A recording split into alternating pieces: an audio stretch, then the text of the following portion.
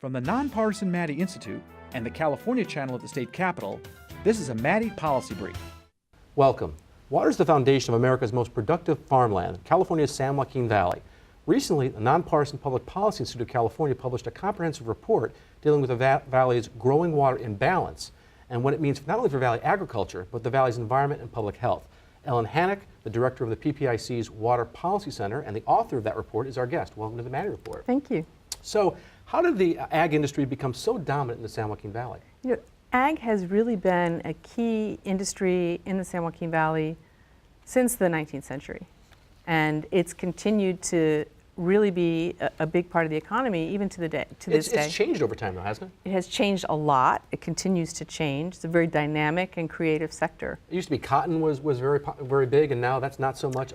Other crops are more important. Even, you go not that far back, 1980, there were over 1 million acres of cotton irrigated, and now we're down to, practically trace amounts of cotton. What's happened over time since then is big expansion in orchards, both for nuts and for fruits.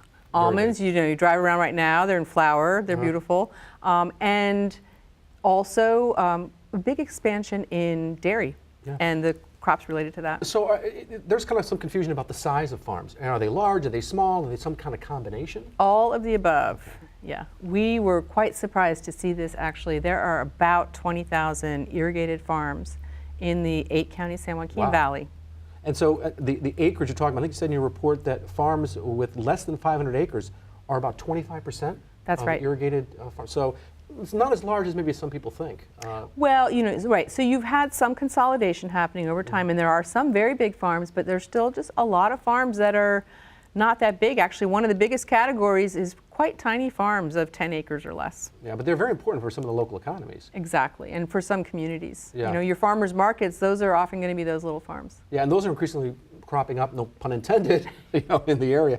Let me ask you about how farmers are doing economically. Are they doing well or not so well? Farming is one of those risky jobs in the sense that, you got to worry about all your inputs, but then you also got to worry about what's going to happen to your crop prices.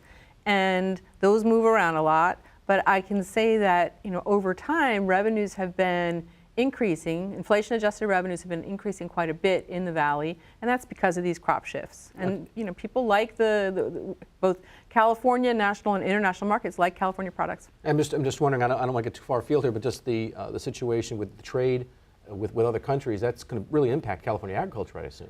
It could, I think California ag would like the market to stay open for California produce. A lot of the stuff ends up in Asia, and so that's got some big implications. What are some of the new management challenges that have come about as a result of different crops? You've got increased dairies, and frankly, the growing vulnerability to water scarcity. Right. So, the valley's a great place for agriculture if you can add the water, because it's pretty dry here in the summer.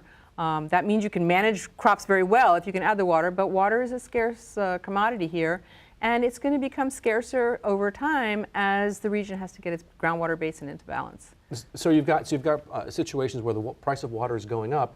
Farmers are making a decision, probably an economic decision, based on what's the most, the one that's going to produce the most money, most revenue per acre, I suppose. Right, and so definitely Valley Ag is becoming more water efficient, both in terms of the irrigation technology, but also how many dollars each drop of water is generating, and that's the crop choices especially. It also impacts, the stuff that we have in the valley. We have, vineyards, and we have, trees, and we also have just field crops. I assume that that's also an implication here with less water or water scarcity. Well, right. So it's kind of this trade-off because farmers have gone more toward the orchards and the vineyards because that generates a lot of revenue per unit of water, but you also cannot fallow that in a year where water's really tight. So during this recent drought, a lot of farmers were really on pins and needles about that. Fortunately, many of them could pump extra groundwater, but still, you saw some of that land coming out of production. Because there's an investment once they get the tree finally producing, and if they have a bad water situation, they lose that asset. You think about it, we have a drought every summer, right? You got to water those trees or else they don't stick around. Yeah, that's true. Well, thanks for that overview of the changing nature of the valley's agriculture. Up next, what about the issue of growing water scarcity? That conversation in a moment. This is the Maddy Report.